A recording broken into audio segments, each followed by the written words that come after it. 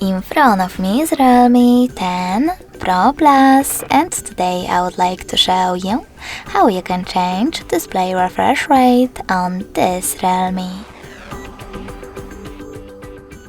Firstly, you need to access settings and scroll down just a bit. Now tap on display and brightness. After that, scroll all the way down. Click on screen refresh rate and tap on the one that you wish to apply, in my case high. So now when I go back, as you can see, screen refresh rate of this smartphone has changed. Thanks so much for watching. If you enjoyed this video, leave a like, comment and subscribe. Bye!